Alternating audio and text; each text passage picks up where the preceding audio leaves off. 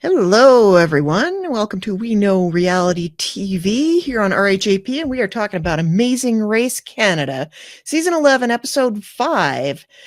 And my name is Jessica Liese, and I'm very sad to report to you all that I don't have a little sidekick made out of logs to carry around with me throughout this podcast, but I do have something better. I have Dan Heaton. Dan, how are you doing this week?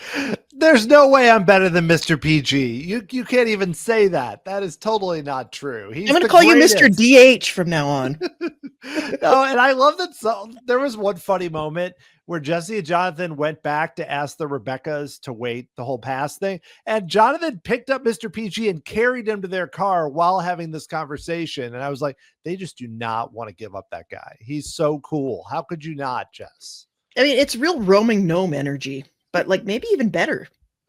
Yeah, because the roaming gnome, they don't go visit a giant gnome with a costume character of the gnome at some point during the challenge, which, I mean, come on. I've already gone to the Wikipedia page for Mr. PG. I did not know. This is sad that, me not knowing this, Joe might be upset. I don't know about this, but Mr. PG, oh, he's the highlight of the episode, Jess.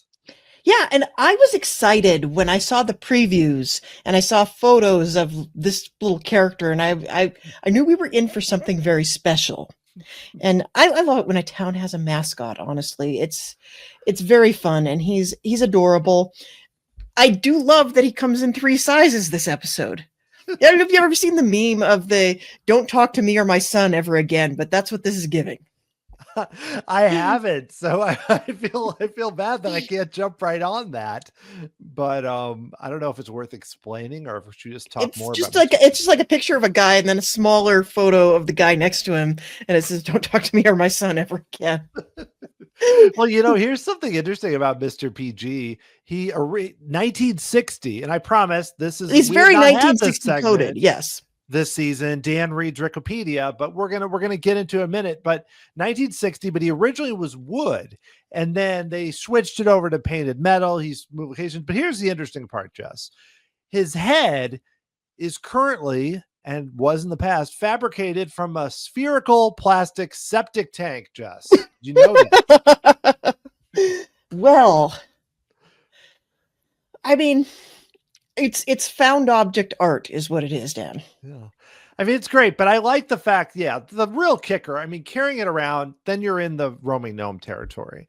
Yes. But having the big guy, you're like, oh, this is cool. You get to go to something you'd see in like Atlas Obscura or something, something kind of cool for the area. But the costume character is the real champ, especially when the pass where the one team asked him to cover his eyes so that he didn't look and see who did it. I mean, just brilliant, Jess. Just good stuff.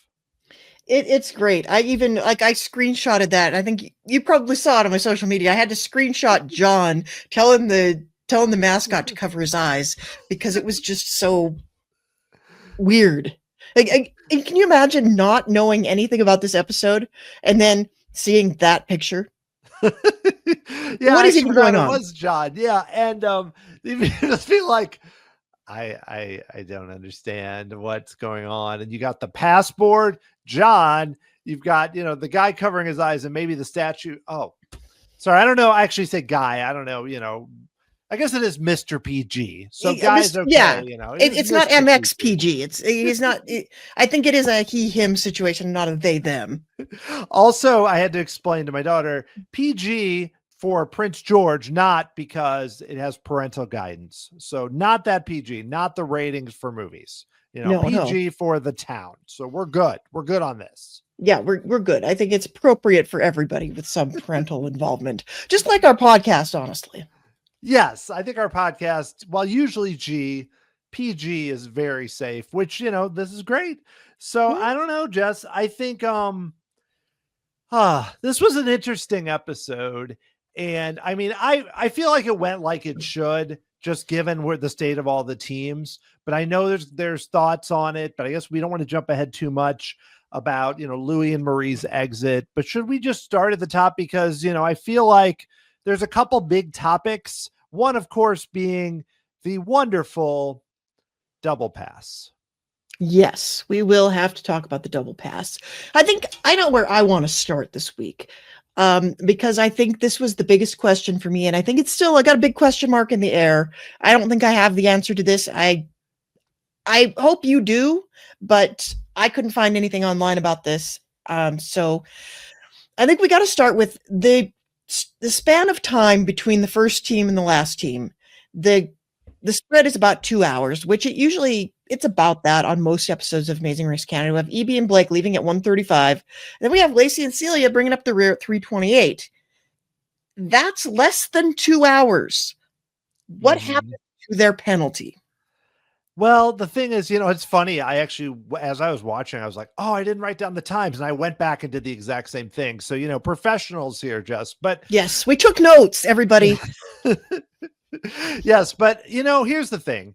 I think that in the old Amazing Race US, where it was this person arrived at 8:40 a.m. and they leave at 8:40 p.m. and all that. I mean, they didn't have a lot of penalties then, but then it was very like by the numbers. Mhm. But I feel like Amazing Race Canada usually, not always, usually, especially when there are flights involved, bunches the teams.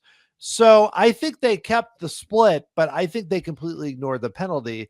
And I think the reason mainly, I mean, one is just, even if they weren't bunching, it would be boring. But I think it's because they were all going to be on that same flight.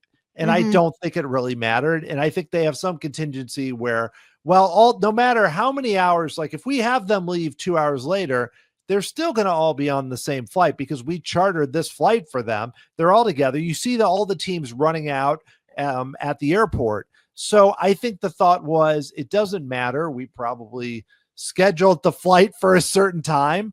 Everybody's going to get there. The only reason we even show them all departing is so they can give their story beats for each of the teams. So I appreciate they showed the time. Sometimes I feel like in US, they just don't even show us the time. And we're all like, what's happening?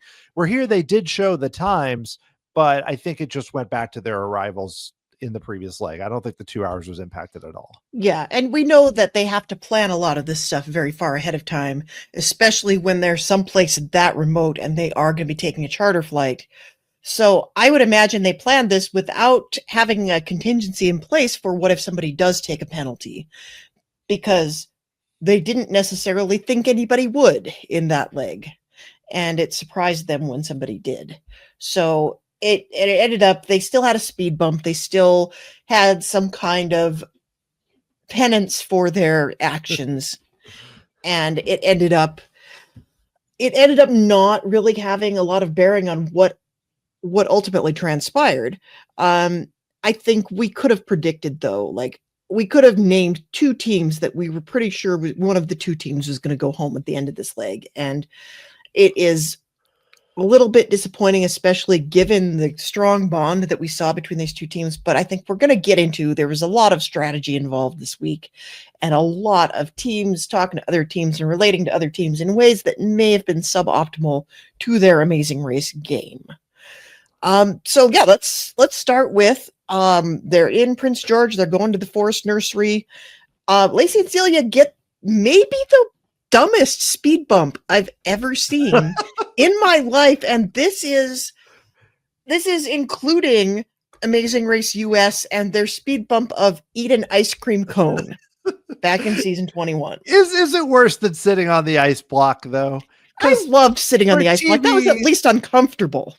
The father and son looked so uncomfortably bored on that ice block. It was just like, okay, guys, let's get this over with. But yeah, the funny thing is I watched it twice. The first time I actually missed seeing them deliver the donuts. So I even was like, man, the show didn't even show it. They don't even care. Cause I was like looking the other way, because I'll watch it the first time with my daughter and then I pay more attention the second time. But yeah, I mean, the show spent the funny thing is they had him deliver donuts to where the next task was. So it's like, okay. And they're like, here's your donuts. I mean, the donuts look really good, but it's essentially like we've talked about. It's just, how long would that take? Okay. It's going to take 25 minutes or 30 minutes. I mean, it did have an impact in that it put them closer to the back of the pack. Like, I mean, because these legs are not once they start actually in the city, I'm not talking about all the travel. Once they start in the actual city they're going to be in, it was a few hours. I mean, granted, beyond the hours of water aerobics, but yeah, it's in the conversation, especially if we just talk about Amazing Race Canada. Like, when people say, is that the worst speed bump? We're usually referring to all the US ones, the spa bus, there's that's another one. There's others that are so boring that I've forgotten, like, oh, look at these rugs or something, where I'm like, I don't even remember those. So this will be in the Amazing Race Canada conversation, I think. I don't even know what the second option is for Amazing Race Canada. Yeah, it's really like, bring snacks to the crew is what this one boiled down to. I wonder if John got a donut out of this. Did he get one? I hope he did. We would have seen him eating it if he did. He just showed up like, thank you. Good luck, Lacey and Celia. I believe in you. And then just eat the donut. Yeah. We would have seen him in the setup. He would have been standing in the donut shop being like, the team that has to complete the speed bump has to get one of these donuts. Chomp. Because that's how John rolls. They should have done that, actually. It should have been deliver the donuts to John. Though, I mean, I'm guessing he was already at the pit stop, doing all his prep. So probably logistically doesn't work, but it would have added something. Because, the show maybe spent a minute total on this speed bump. And granted, that's the Amazing Race Canada. They're not wasting. They're not messing around. All of a sudden someone's on their 22nd attempt on something and we've seen them do it once. Amazing Race Canada doesn't mess around. We don't have to see every attempt. But still, this was even short by their standards. It was. I would like to see John be involved in the show a little bit more than just showing up at the pit stop. Like, those kind of mid-20s Amazing Race seasons where Phil would watch people run by behind him and he's standing and doing his stand-up like, oh, there they go. They're off to the next place.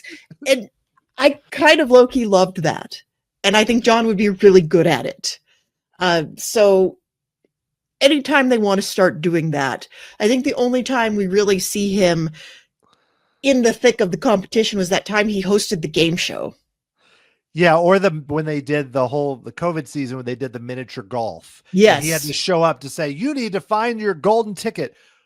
One of the worst tasks they've ever done in the history of the show. But you were off that week. You missed talking about that one. Yes. I remember. But yeah, so but I like the weird thing is like the U-turn vote, same sort of thing. I like when he's involved more. And yeah, I was thinking about that because people would run by and be like, hey, Phil, how you doing? And they just keep going. And Phil would just like not even break. He's just giving his lines. But he's on the move. I'm like, he's a pro. Maybe that'll be next season. We've seen a few updates. I still would like something to be done about the assists and the pass. More on that in a bit. But they're listening at times. Yeah. Yep. I know we're in their ear for sure.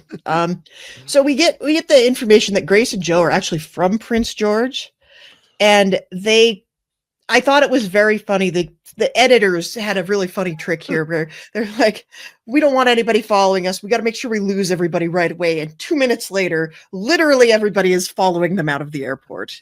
So that was a fun little thing that ended up having not a lot of bearing. I don't think Prince George is big enough that somebody's going to get super lost. Amazing Race Canada tries to front that people get lost on this show. And I think sometimes if they're going someplace where it's not well labeled out in the middle of rural Canada, maybe. But if you're in a town that small, you're not going to be so lost that it's going to make much of a difference. So yeah, we got to search 100 greenhouses to make a little tiny Mr. PG. And this was interesting to me because at first I thought it's like, okay, we got 6 parts in 6 boxes in 6 random greenhouses. And it turns out that's not actually what's happening here. Like one of the boxes might have 3 parts in it. And one of the other, this box is empty. We got to go to a different one. What did you make of that, Dan? Do you think that's fair? I think it's fair. I thought it was interesting too. When they said 100 greenhouses, I was like, 100. I was like, oh my gosh, and then doing that though, I think it was fair to most teams. I do think the reason that we saw almost all the teams bunched, but those last 2 teams, I don't think they got to the greenhouses that much later. I mean, beyond the amount of time to deliver the donuts, but I think because like Lacey said, I believe that they kept getting the boxes that were empty. I think it doesn't seem like they added a lot of extras. It seems like maybe even they had the exact number of pieces total that were available, which really then victimizes the last few, because you saw it at the end where you had teams being, it's like, we need one thing and it could be anywhere. And that's a challenge. So I Mhm. think it was mostly fair, but I think it really did, like the top 6, they all were at the roadblock at the same time. Those last 2, I think, really so if you want to say it's unfair, it just really created a situation where we were going to have 2 teams fighting it out. Yeah, well, that's any needle in a haystack task, I think, because when you get there first, if you've got 100 and 12 of the greenhouses have parts in them, you got, it's a 12% chance that you're going to walk into a greenhouse at random and find what you're looking for. And then the odds go down progressively until you're the last person with the last piece, and then it's a 1% chance that any given greenhouse is going to have what you want. I thought we got the assist in here, and Ika and Dimitri almost made me like the assist because they were so jazzed to get it. They were really happy. I like them a lot. I think they have this, they're into the show. They like the strategy, but they don't strike me as same. Sometimes Big Brother teams, I feel like, well, last season, are like trying so hard to be reality characters, but I feel like, they seem pretty chill, pretty who they are. And that's what I like. And yeah, they're genuine excitement. Actually, even like them getting upset or everything. And later on, she was really, struggling with the roadblock. I don't know. They just seem like, I know they're on Big Brother, which makes them better on camera because they're used to that and everything, having been on it. I think she's on multiple times, but I think they still come across really well as like, they're pumped to be there. This is not just, for their career. I think they're having a good time. Yeah. And I was thinking they might be my favorite Big Brother team that we've ever seen on The Amazing Race. They're just delightful. They're positive. They really seem to love each other.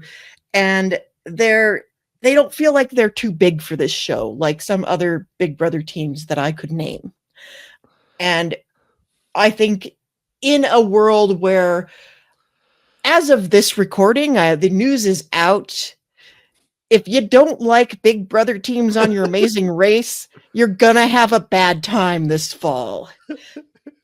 In a world where I need to be positive about Big Brother teams on Amazing Race, I could do a lot worse than having to watch Ika and Dimitri all season. Oh yeah. The only ones I think would be close would be like, on the same, I'm not ranking them. I'm just saying in the ballpark. I really like Derek and Claire, who were on, of course, yes. But a lot of times, even when teams are really into the show, it's different where I'm looking at this team. I'm like, yeah, they're cool. Amazing Race US, I'm going to get introduced to a lot of people that I don't know from Big Brother. So that's fun. I looked at the cast list, but, yeah, no, Ika and Dimitri, I think they did a really good job casting them. And I mean, just like, they're genuinely just, especially, have we seen him upset or frustrated about anything in the entire show? He's so chill. Yeah, he's just so chill, and perfectly, because she is also chill, but sometimes can get a little frazzled or whatever. And he's just like, let's do. I know I'm jumping ahead, but he handled the situation of the roadblock so well. And I'm just like, yeah, I can see why they're together. This is a serious thing. It's not like your Big Brother. This isn't some relationships that happen on a reality show that last a month after the show. No, this is obviously they're married. It's going to, but I know we veered off a little bit, but the assist, it's still so stupid. It's not their fault. They enjoyed it. They're happy about it. They got the assist, I get to see so many commercials. John Montgomery keeps showing up at these people's houses while they're doing yoga. It's really weird, but that's the latest one I saw a lot this week. But yeah, so it's fine. What more can we say about it? They were in 5th. It's better than giving it to the team that's like 3rd or 2nd, like they did the last time. I have a question about the assist. And again, this is one of these things where I don't think I know the answer. I don't think the answer's ever been out there. So if somebody does know the answer to this and they want to jump in, like slide into our DMs or get on the YouTube comments or reach out somehow. If you know that there's an assist in that box, do you always have to take the first clue out of the clue box, or could you like reach around and grab something out of the middle? Or are they very prescriptive about which clue you take out of the box when you get to the clue box? That's really interesting, especially because the fact that Jesse and Jonathan got it and they were so far near the top when they were at the games at the end of that long leg. That would make that all, because knowing them too, they would be the ones who'd be like, and actually, Ike and Dimitri the same way would be like, let's take this one. But I would think a lot of teams would do that. So I wonder if the show is being that way. Cause I always just assume I wondered if the show even was putting the assist in, like, especially when they're more spread out. Mm-hmm. Like if the teams are spread out, 6 teams get clues and then the show puts one in for the 7th team. Interesting. That's another option. I mean, you get to a point where I think I don't know how Canadian game show rules work, so maybe they can put their thumb on the scales a little bit harder. I would guess not, because I feel like Canada has a far greater sense of justice than the United States, even before everything. Just in terms of game shows, even. Yeah, in terms of game shows and in life. My thought would be that they have to have that assist in that clue box randomly before any teams get there. But then I wonder if you are allowed to choose which clue you take out of the box, or if you just have to take the first one and that is the hard and fast rule. That's really interesting. That changes it. I don't know why I didn't think more closely about that. I always just assumed Canada would say, okay, it's 8th place this leg, it's 9th place this leg, it's 5th place, but that would only work if they were having to take the top clue. So that's interesting. Yeah. So that put them at first for now. I mean, for the end of that task, they showed up. I mean, but all these teams were so close together, they could have been first anyway. It probably gave them like 5 minutes because they actually ended up not getting, because they pulled up to the wrong entrance. They actually they were the 3rd team to the board. So that shows you how close all these teams were. Yeah. Yeah. And then we get this sort of weird, I wouldn't call it alliances this leg, but it was a lot like everybody gets buddied up for the group project. It's like each team, it was almost like this de facto intersection situation where everybody kind of had a buddy this time. You had, and this starts out with Nippy and Magoo and Joe and Grace colluding to fill up the passboard. And they, unfortunately, the victims of this happen to be Ika and Dimitri, who get to watch themselves get the pass. And so they are stuck there, and Jesse and Jonathan are also passed. And this brings up the second instance of like, we're kind of going to have buddies for the group project. Jesse and Jonathan are there with the Rebeccas, and they say, hey, if you guys go to the board first, then, if we go to the board first, then you guys can pass us, and then we will not have to wait. And I thought that was pretty brilliant, and I'm surprised we don't see people doing that more. Yeah, it was really smart, and it would have made a big difference, because if you think about it, Jesse and John, I mean, they wouldn't have been eliminated. I think they did really well at the roadblock. They would have survived, but because they showed up, I mean, the Rebeccas either didn't rush or whatever, they get their 5th, or even, however it would work. Those 2 teams in the back, like if you are at that board standing there and you're 6th, you got to wait for the 2 teams, and Louis and Marie, which we haven't got to yet, helping. You have to wait basically for everybody to come, because those 2 teams came together. So it would have made a big difference. I know they got there before that, but let's say for some reason they didn't get there before that, it would have made a difference. But I want to ask about the pass, because, well, one, it is so stupid, Jess, for people who keep saying they're going to pass us. They're going to pass us. And the teams they're saying it about are behind them. That's one thing. So we're going to pass them. We're going to pass them. And the teams are behind you. It's not, my issue is not as much. I mean, in the game, it's kind of, but we did see a pass situation in the past where a team got eliminated because a weird thing happened with the pass. So it can happen. Like I mentioned, it could have played a big role, at least in Jesse and Jonathan wouldn't have won the leg if they had done that. But my thing is, I think we did this before. I mean, the best name for it is really Roadblock, but we already used that. So I don't know if there's got to be some other name for a barricade or something. Yeah, that makes it's you not stop. speed bump either. That's also taken. No. Yeah, it's not a yield because, again, yield is kind of weird because technically a yield, you don't really have to stop. You just stop for a moment, not 10 minutes. But although you do stop for somebody else to pass you. Oh, see that, yeah, but they've already. I don't know if Canada's ever used yield, but they wanted their own thing. But pass is. It could just be stop sign, and that would be better. It could be almost anything. Hazard, I thought of. Yeah. I mean, pass is the stupidest name. I mean, I'm sorry. I shouldn't keep saying stupid. It is not my favorite. It's like when I tell my kids, like, I didn't hate it. It's just not my thing. That's what I would say about this, but strongly not my thing, Jess, in that when you have the teams having to say, we want to pass them, and let's say somebody hasn't been watching and they think, oh, we're going to drive. No, what pass means is you're going to get there before them, put their name on a board and make them wait for someone else. That is not what pass means at all. No, there's no universe in which that action could be described as passing. Like by any definition of the word pass. No. And the thing is, I understand. Let's say it was a situation where everybody had to wait somewhere.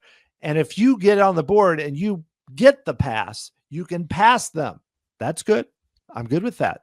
I mean, I don't understand the logistics, but that makes sense. But I don't know. I don't mean to ramble about this because I do want to talk about the strategy of who they picked, but there's not much. The name is just weird and the show always makes a big deal about it. But I feel like now they can't change it because everybody knows it as pass. It's been used like 3 or 4 times. I don't know if it's worse than double one way, but it's not great. Double one way. Double one way is what they should call the U-turn, the way they deploy the U-turn. Honestly. I do want to talk a little bit. I'm kind of surprised to see Joe and Grace not passing EB and Blake after all the drama we had last week. And I think that has got to be testament to EB and Blake being pretty good gamers because by all rights, everybody should be really mad at them. Also, they won a leg, which people are obsessed with Jesse and Jonathan winning a leg. Yeah. And now it's only going to even be more that way.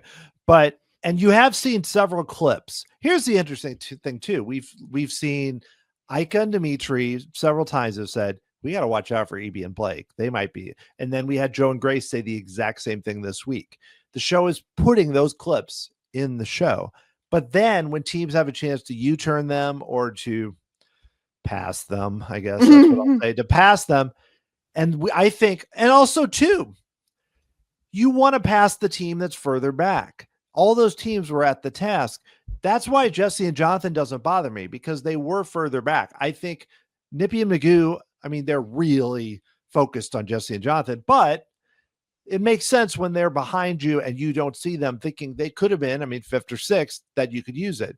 But EB and Blake were also back there behind them. So if you see Ike and Dimitri, I have this thought like, no, don't do them. They're right there. Do somebody further back. But also, I don't know for sure if they knew for sure EB and Blake were behind them. Maybe they thought they were in front of them. I don't know. Because that's the only thing I can think of. Because they saw Ike and Dimitri, they're right there. So then you go, well, I know they're behind me. We've seen that with U-turns before too. People are like, oh, I know they're there.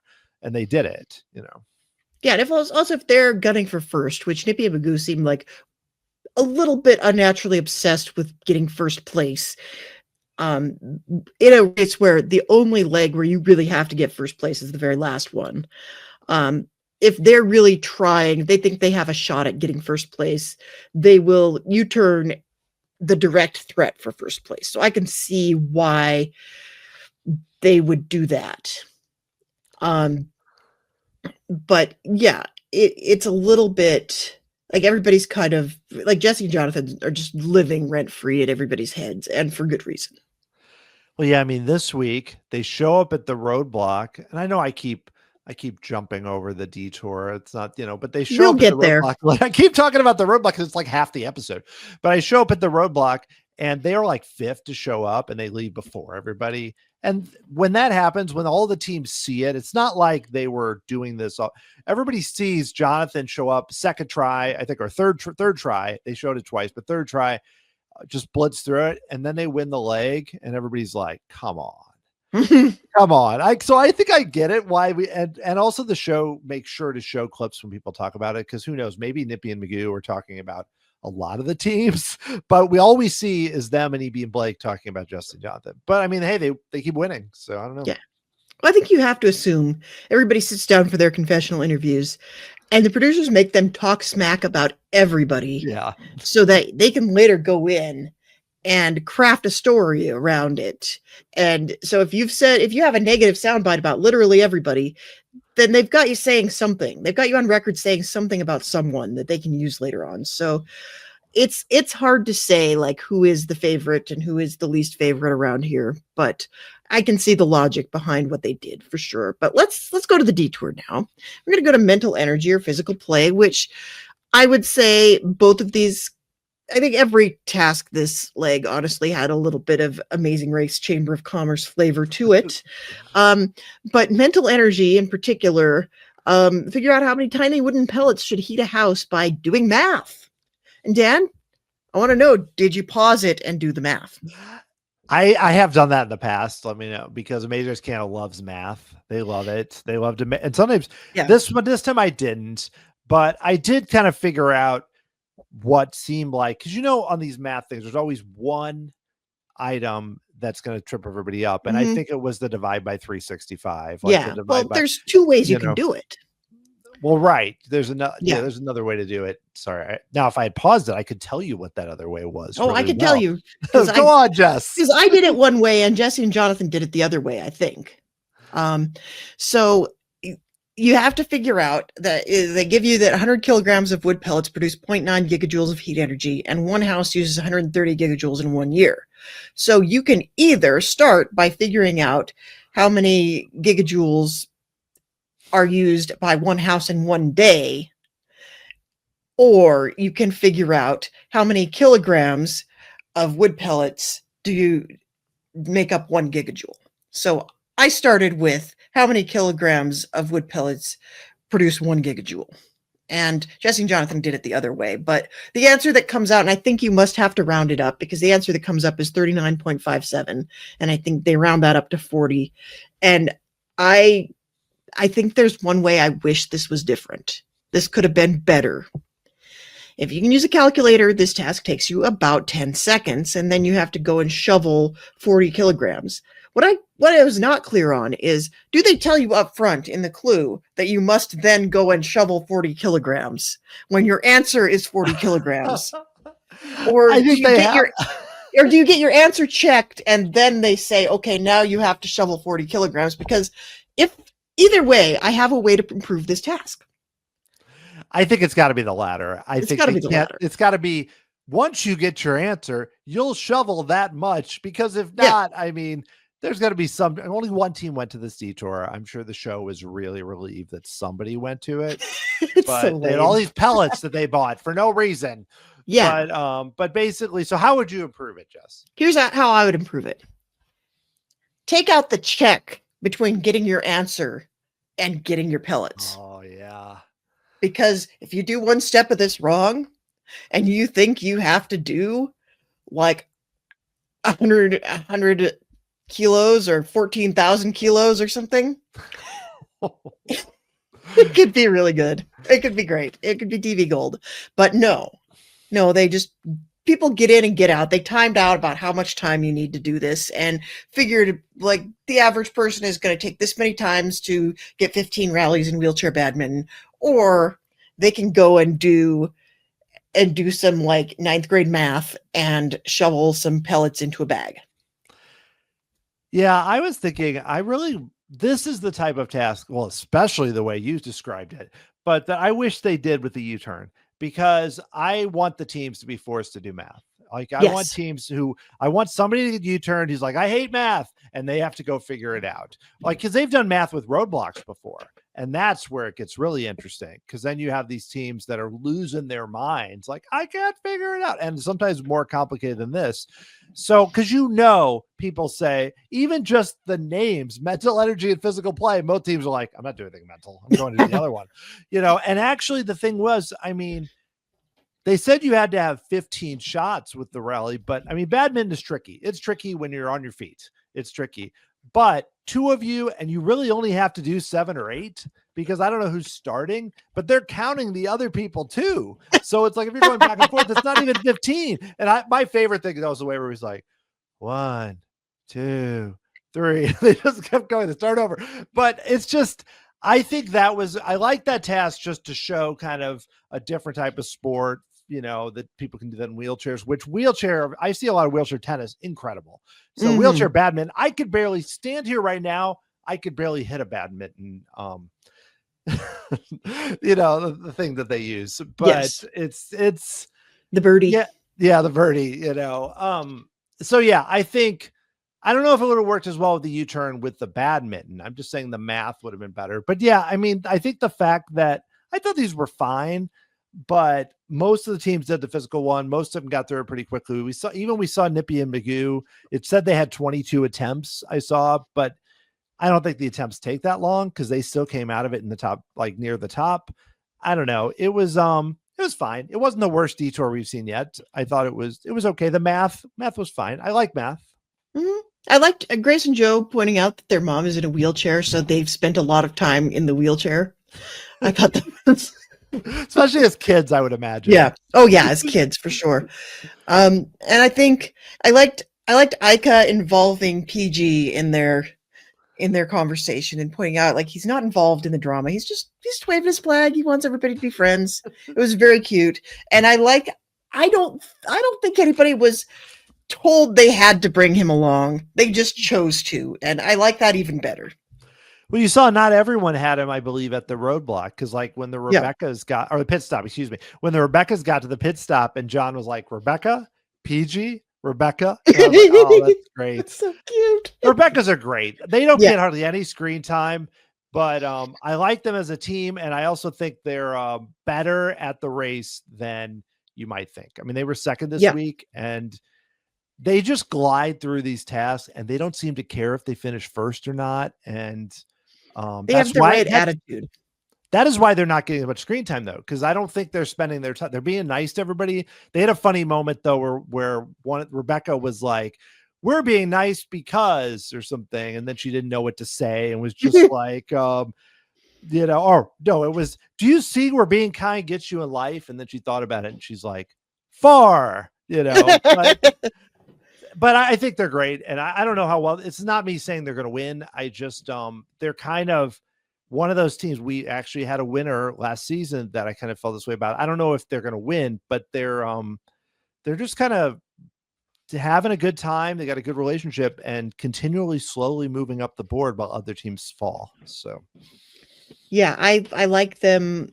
I like them a lot. I think I like that we saw more of them this week, and I like that they were kind of involved in the drama. Like, everybody had a study buddy, and their study buddy was Jesse and Jonathan. So when they roll up to the roadblock, Jesse and Jonathan immediately help them, and so they're square. I liked that they squared it right away too.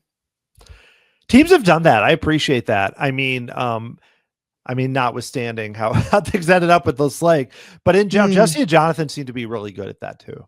Yeah. Which that's a skill, because teams may want to beat you, but the Rebeccas could have easily, if they were like a front runner that's just like, we're awesome, bye, the Rebeccas wouldn't help them.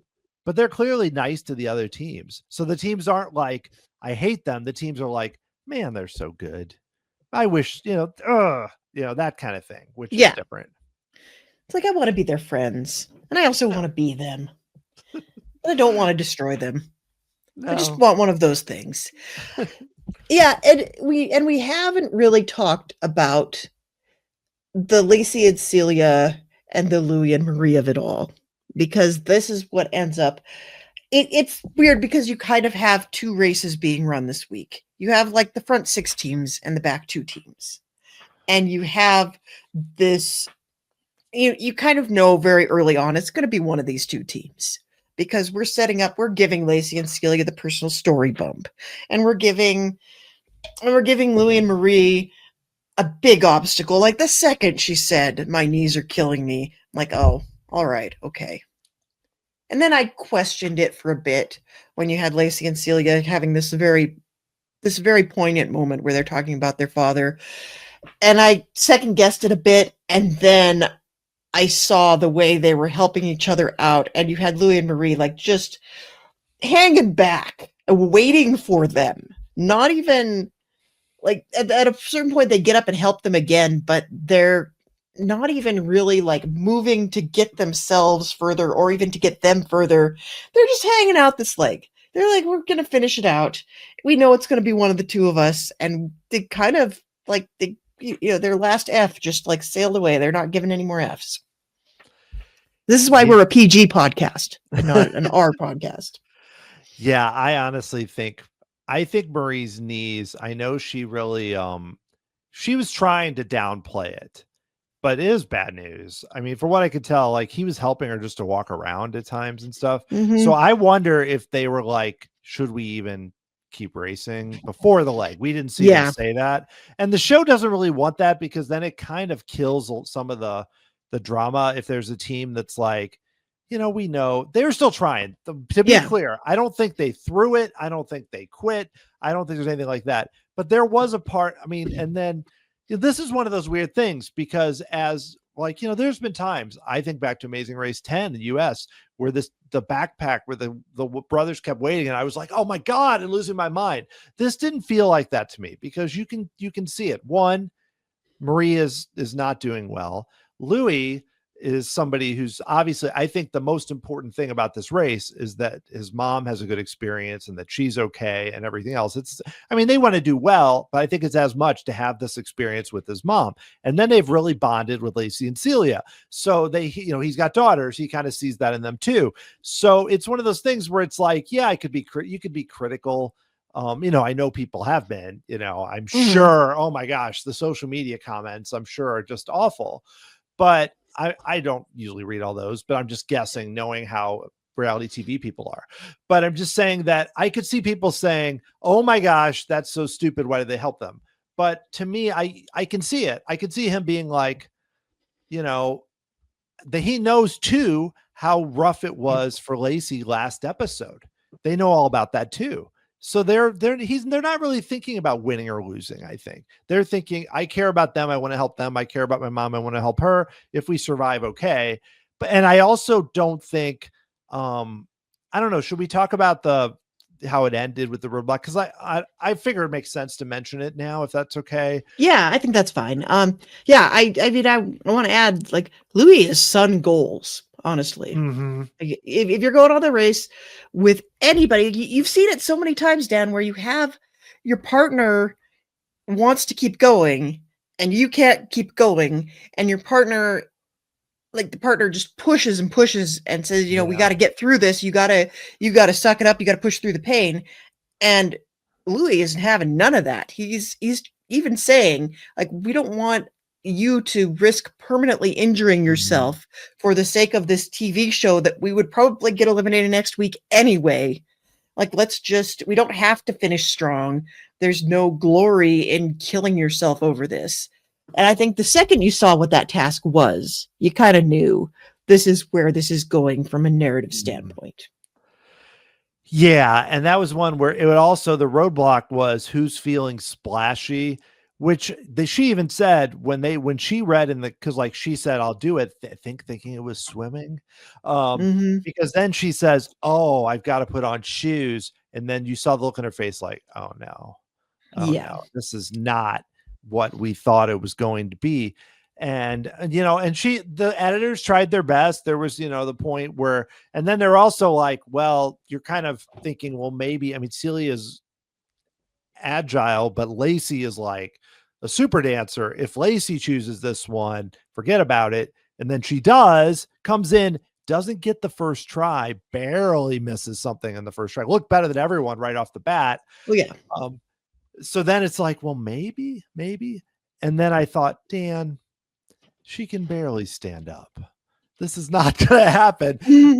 I really felt for her because she was trying really hard. And but I also, this is the biggest thing I think to bring up, which we saw in questions.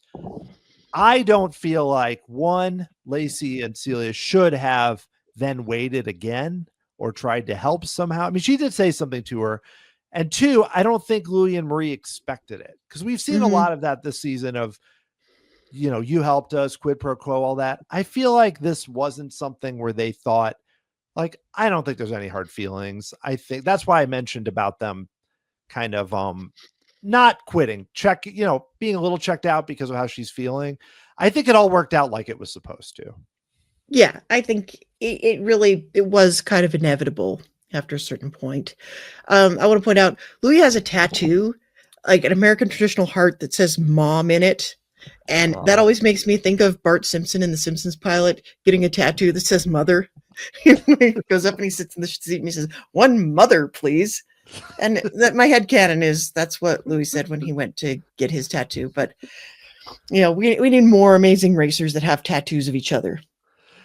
Yeah, and I like Louie and Marie. I like Lacey and Celia. I didn't want to see either team get eliminated, but like you said, it was pretty clear that with her legs the way they were, yeah. I mean, if somehow she had gotten the task and they had eliminated Lacey and Celia, I mean, sure. I mean, we saw Dave get through one, with Dave and Connor with his leg or whatever. His torn Achilles. Yeah, he ruptured his Achilles on the sand running. But the odds are pretty good they weren't going to last very much longer. If she had even been able to continue, and I don't know what the injury was, I think they would have gone out soon. So I think that's what I mean, like it happened like it should, not I want them out. It's more, I think for the race, it was the right way to go. Yeah, I think you're right about that. Although it is kind of ironic that next week we're going to Quebec and we're doing a French language themed task. There's got to be a name for that, where you get your potential 5-hole task the week after you get eliminated. There's got to be a term for that too, but I don't know what it's going to be. So listeners, get the brainstorming juices flowing. I want to know what we're calling that. Yeah, because we've seen it happen before where I can't think of it. The first thing I thought of was like the wrestling guys who finally got their wrestling task, but they actually got that one in season 3. So that's not good. But I know there's plenty of examples of that happening in the past, but my brain is not thinking of it. But I don't know. We haven't really talked much about the actual roadblock. What's to say?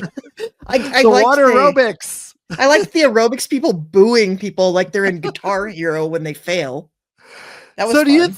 Do you think that after a while, because there were a lot of these people were doing 15, 20, did they have extra people that they could swap in and out so the people didn't get so tired having to do the water aerobics for so long? Or are those people just in such good shape they could just keep doing it?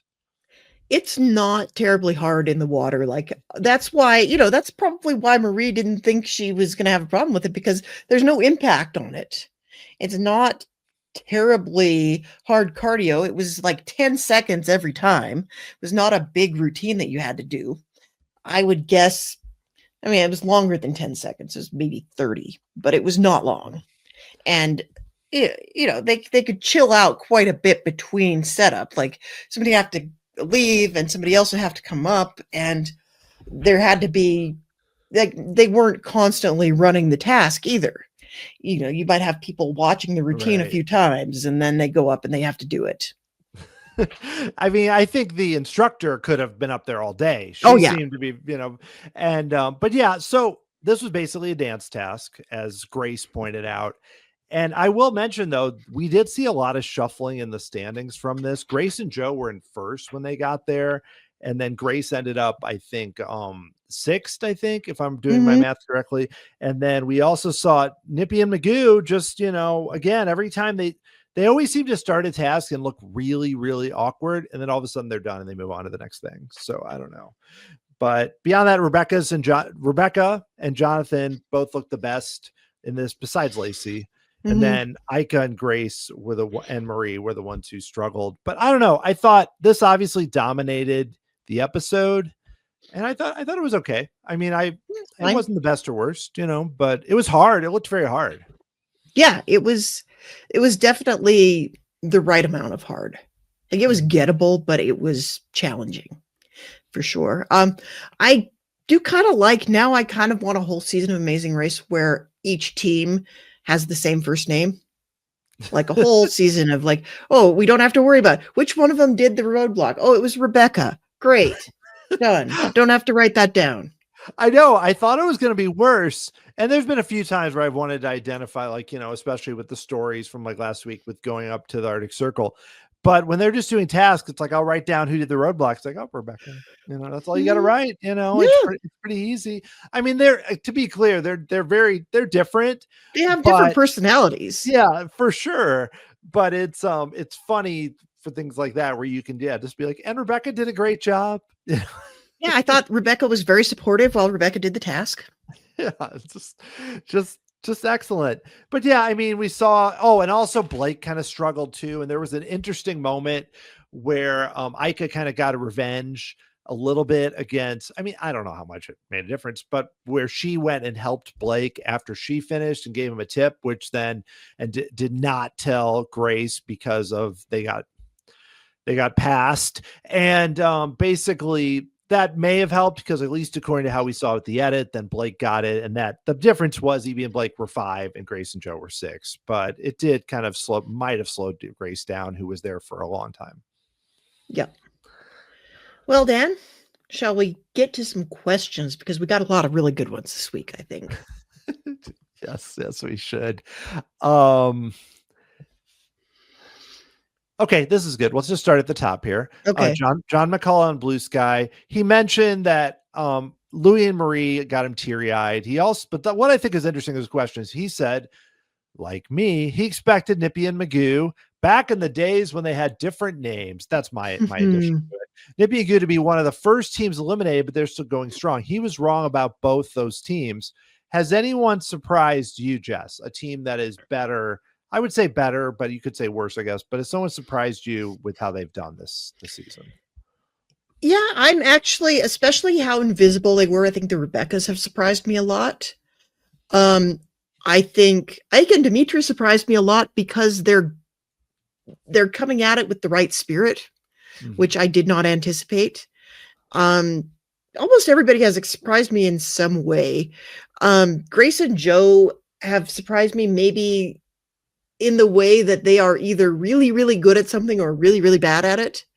And they're kind of the most uneven team and low key, like the one where I don't really know what's ever going to happen with them. And Evie and Blake have that kind of crafty side that I didn't suspect either, especially when the first thing we see of them is talking about how their biggest flaw is that they're the greatest racers of all time. I wasn't sure where they were going to take that, and that's also been fun. So yeah, just about everybody, to be honest. Jesse and Jonathan are the ones that have not surprised me in the slightest. With the first episode, we're like, I think that team was the team I would pick to win. And it doesn't mean they're going to win, but I already feel like that pick is justified by how they've done so far. Even if they win out next week, I'm like, yep, which I don't think will happen. Yeah, real quick. Yeah, I think it's funny with Evie and Blake, and they'll say those things like this week. They're like, we're number 1, where we expected to be. But then they'll sometimes finish 5th or 6th and be really gracious and like be really happy. So it's like that they're not that way. And there's one other thing I wanted to mention about what you just said. Oh my goodness. Regardless, I agree with things you said because apparently my brain doesn't always remember everything that you say 2 minutes ago. But yes. So what other question should we answer? Let's see. I'm scrolling. I'm trying to pick a really good one. Let's see.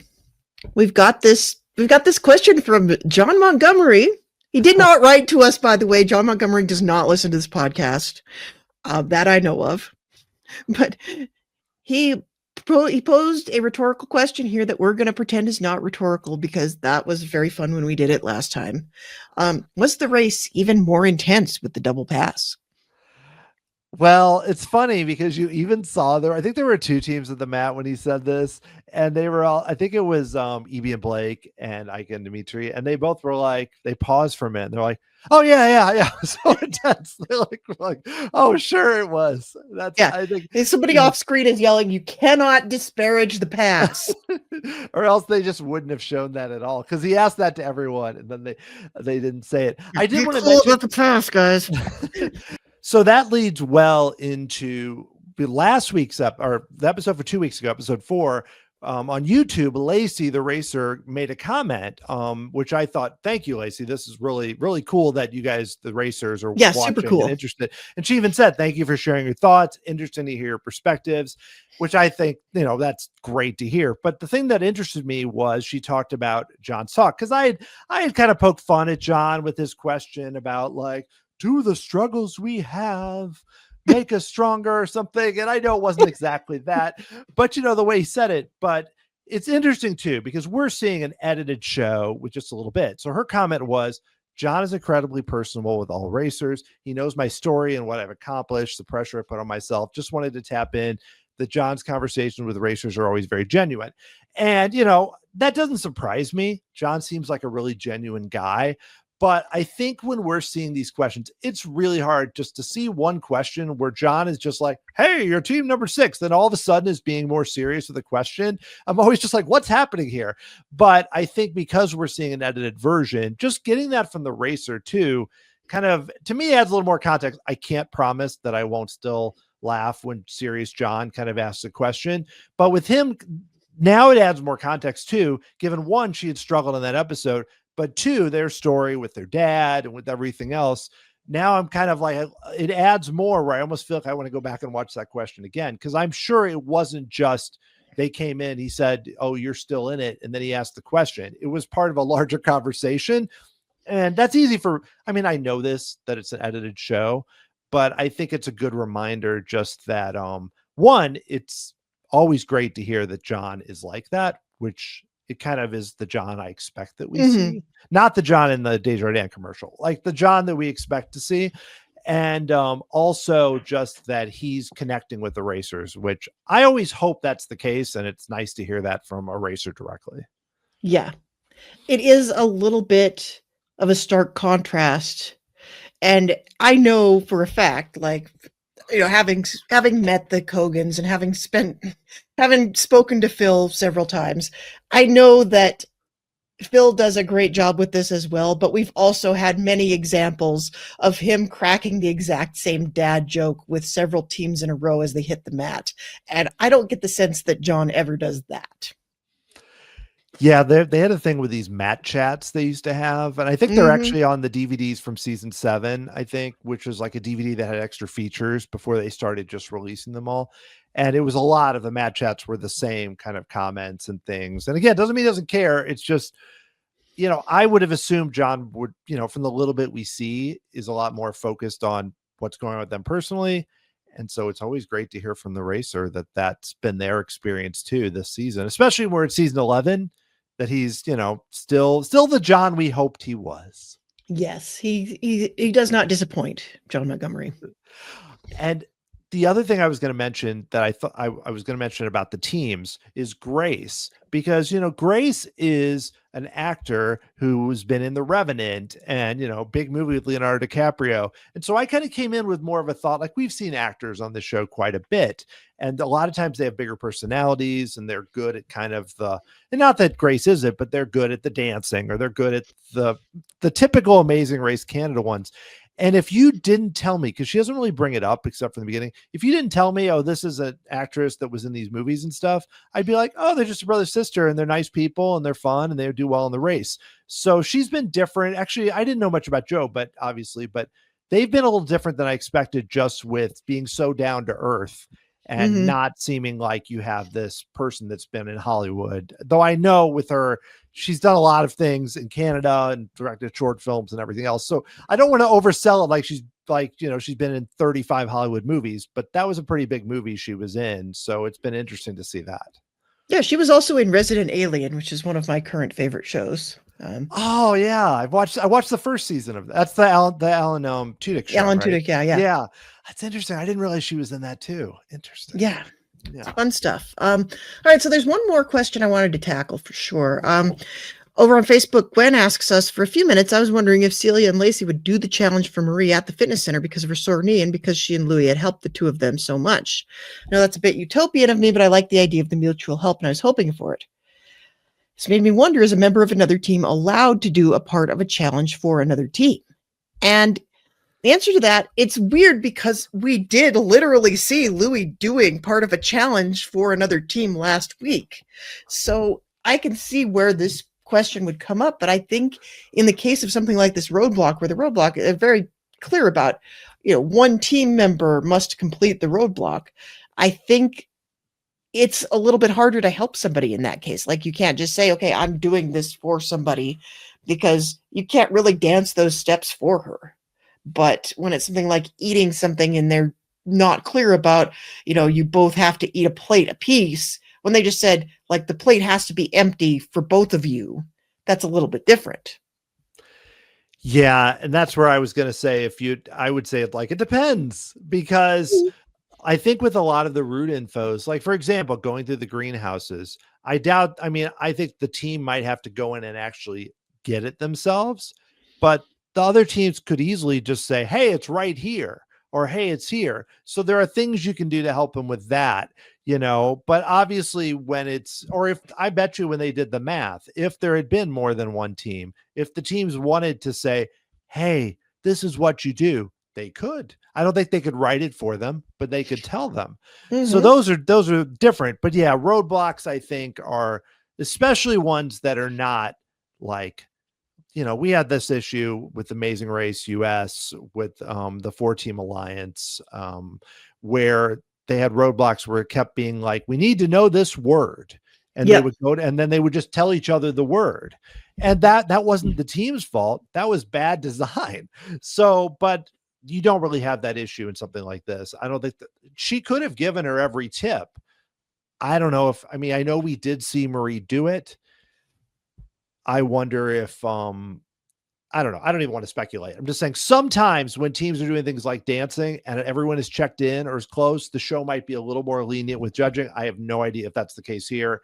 Could be or could not be. But the point is, even if you tell someone all the tips, like I could be standing there and Lacey could be like, Dan, here's how you do this. I would never be able to do it. I'd be there forever and I don't even have a hurt knee. So that's the thing where I think here you could help, but it's very different. Yeah. Like you did have a case of, like I have to go back in my notes and tell you who it was that did this, but I believe it was when Ika figured out how to do it and she passed the task. On her way out, she tells Blake what he's doing wrong so that he can get the task done. I think that's about as far as you can go with helping someone. And you certainly can't do it if you are not the team member who is performing the roadblock, because I know, at least in Amazing Race US, I know they're very specific, like you can't do anything to help it if you are not performing the roadblock. I think that was the case here, because you really saw that with Ika and Dimitri, where Dimitri, you could tell he wanted to tell her, but all he could say was, you're going to figure it out. I believe in you. Yep. And, but he never said, you need to work like, and same with Grace and Joe, where they're watching and they're like, she's not holding her arm up at this spot. But you never saw anybody say it. So in this particular task, and like most roadblocks, I think you could help another team member. If you were competing, you could help another team member, because I think we saw with Jonathan where he gave a tip to one of the Rebeccas, to the Rebecca that was say to Rebecca. Just picked one. No, but basically it could happen. But yeah, I think it was that same strict rule here, at least with this one. Yep. All right, Dan, are there any more questions you want to tackle, or are we ready to bring this one home? I did want to mention, just because, Jesse and Jonathan win the leg. We mentioned that. Win a trip to Mexico City, get another $10,000 from Expedia and another $5,000 for a boost. No wonder these teams want to win the lake so badly. You win, you get $15,000. So the Jesse and Jonathan prize tracker that I have started They have now won 4 trips. We've named the prize tracker after them. Well, I have an EB and Blake prize tracker too, but that's 1 trip and $10,000. Yeah. It's great. Good job, guys. Yeah. But Jesse's out there prize tracker. 4 Expedia trips: Bali, Tokyo, Queenstown, Mexico City, assuming they can't just take them wherever. $40,000 from Expedia, $10,000 from Boost. So they have won 4 international trips and $50,000, even if it's Canadian. And they still have the chance to win all the other things you can win, plus more trips and money. Crazy, Jess. It's nuts. If they win the whole race and they win the trip around the world, there's no way they're going to be able to take all those trips in a year unless they take the year off. So I guess maybe that's where the extra money comes in handy. Yeah, because if you figure if they get the 250 and plus, right now they're at 50, they'll probably get some more at some point, 60 or 70 or wherever they end up. I guess, figure out you can sell the trucks maybe. You take a year off. I don't know. You don't really need the trucks for international travel. Nothing against you, Chevy. Chevy's great. Chevy's awesome. We love Chevy. But yeah, no, I think I'm good. That was the last thing I wanted to mention. It'd be interesting now as we kind of narrow the teams down. I mean, yes, so far Lacey and Celia have been near the back, but I don't think this means for sure they're getting eliminated. We've gone down from 11 to 7, amazingly enough. I feel like should have fewer, but we're kind of getting into that zone where I think the departures are going to get more unpredictable. I mean, besides the Brennan and Sam one, I think the teams that have left, nothing against any of them, but I think it's going to be pretty surprising going forward. Yeah, we've kind of, we're at a point now where I think any of these teams have a story that they could use to, we could justify a win from any of these teams at this point. What I thought was wild was John calling this the halfway point, which is, we're halfway done, Dan. We've only done 5 episodes. I know. It goes by fast. Yeah. I mean, I guess, if there's no more non-eliminations, there could be 10 episodes, because then we're going 6, 5, 4, 3, and the finale. But I assume there's going to be another non-elimination. So I think there's 11 episodes. And I guess in the middle of episode 6, we're going to cross the halfway point, Jess. I don't know. Yeah, I will denote that particular Rubicon when I get there. At 22 minutes, or wherever we end up, like, okay, now we've crossed the halfway point, John. Yep. You're on it. But yeah, so should be fun. Yeah. We're going to see John interrupting a yoga class right at that halfway mark. John, do you do yoga here? No, I'm just here with the assist. Do your kids go to this kindergarten, John? Nope, got the assist. Also, I wanted to mention no Fuse iced tea board this week, but a new Fuse commercial that I had not seen featuring a song by Sloan in the background. Money City. Love Mania. them. Very cool. I was like, Very wait, cool. That's Sloan. Of course, makes sense. Sloan from Canada, but something fun that I got to see while watching CTV. So better than and the winners commercials are back. Just want to mention that. So top 5 Canadian band, really. Oh yeah, I mean they're way up there for me. So very, very cool to have them. I was like, oh good, Fuse is giving them some money. This is wonderful. Love that for them. All right, Dan, anything else you want to plug? Anything you're out there doing right now? No, not really. Just kind of been enjoying the summer. I've been to a strange number of Six Flags parks this summer with my season pass, but ridden a lot of roller coasters. But beyond that, just enjoying it and waiting for it to not be super hot, which it is still not done, but having a good summer. Yeah, I'm glad to hear it. I'm spending the rest of the summer in my parents' basement in Montana, and we are actually, Dan and I are recording our podcast a day early next week. So get those questions in as soon as you finish watching the episode, because we're recording on Wednesday night next week so that I can take off and spend a few days in Canada. So that's fun. Very excited to do that. I'm not sure I'm going to be buying any Fuse iced tea while I'm up there, but if I see it, I might not be able to resist. Will there be a sign-up board next to it when you buy it? That's the question. Probably. It's in pretty high demand, and they give it away in 15-minute increments. But no, I will be buying, of course, large amounts of Canadian candy and, enjoying the atmosphere. visiting 2 different fairs in Alberta. Props to Lethbridge and Tabor for having your fairs the same weekend. It makes it very appealing for Montanans to come up.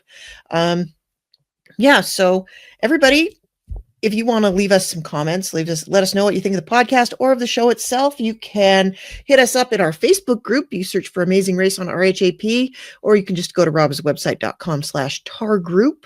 You can also hit us up on Blue Sky. I am at Jess Liese on Blue Sky. I realize I need to change my little chyron on our YouTube channel. So if you're watching this, you can check me out. I'm also Haymaker Hattie on Instagram, and Dan conveniently is at the Dan Heaton on all the platforms because he's not messing with your head the way I am, apparently. We appreciate everybody who's listening, who's tuning in, who's joining us on Canada's favorite summertime adventure, whether or not you are Canadian or if you're just an honorary Canadian like we like to fancy ourselves. And of course, thank you to everybody behind the scenes who helps us get this podcast in your feeds. And thanks to all the listeners once again, and we'll see you next week.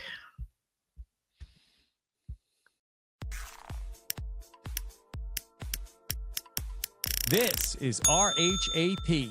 We know reality TV.